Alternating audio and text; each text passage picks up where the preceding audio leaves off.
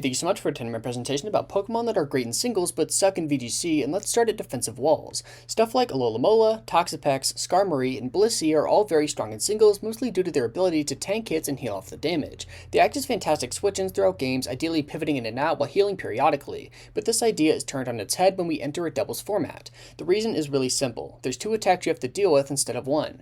VGC games are way faster paced, oftentimes lasting under 7 turns, and Alola just can't live as many attacks. They're also way too passive and exploitable. You can throw off weak attacks as your status, but by the time you're dealing any meaningful damage, everything else in your team has been knocked out. For this reason, bulky Pokemon in VGC must have great offensive prowess like Raging Bolt, or have access to double-specific tools like Cresselia. Weavile is pretty fucking sad in VGC, and honestly in singles too. As soon as Scarlet and Violet came out, the perennially amazing Sharpclaw Pokemon was thrust into the lower tiers, being completely usurped by Chien-Pao. Weavile was left in the dust until the cat was banned from OU, and even then it took some time to come back. The same can be said for VGC. Pao is a Dark Ice type, has stronger attacking stats, is faster, and has an ability that can enable some obscene strategies. Regulation C crushed what little hope Weavile had, relegating it to literal uselessness. Chien-Pao's minimal bulk and poor defensive typing made Focus Sash the item of choice, which was also what Weave wanted to run. It doesn't have a niche and won't until next generation, that is unless Pao follows it there too.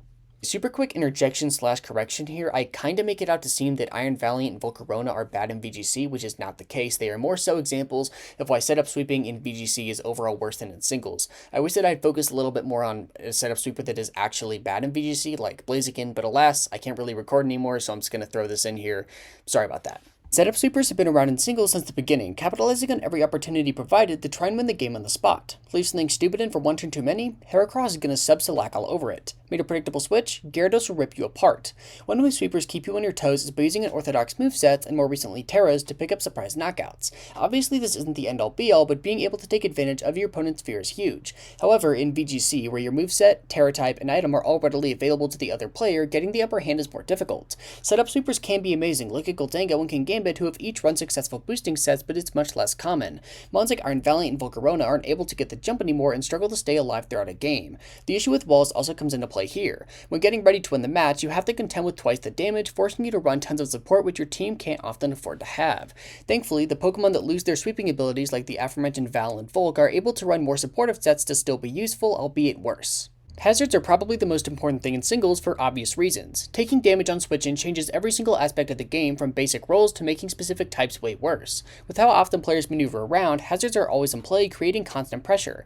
VGC is a different story. As I mentioned about turn counts and walls earlier, the short length of games makes hazards almost irrelevant. Sacrificing an entire turn to get up hazards that'll maybe deal 30% chip throughout the match is almost never worth it. Both Pokemon that set hazards and or move them get noticeably worse. Hisui and Samurott becomes almost worthless as its dark type moves are outclassed and are much more inconsistent than its competitors. While this is of course nullified in singles by the spike it lays down, Ceaseless Edge just isn't doing enough. Cinderace, who is literally an Uber in Gen 8, can't find a role. While somewhat powerful, Powerball isn't anything special, its pivoting proficiency isn't near as important, and its core change will literally never matter. Everything that makes it a staple and overused just doesn't come into play here. The sole hazard setter that's been consistently strong is Glamora, who only really works because it can get T-spikes on the field passively while doing other more meaningful things. In conclusion, despite being different parts of the same game, singles and VGC are very different. The extreme change of pace can be jarring at first, but it really is one of the most fun formats to learn and play. Thank you so much for watching.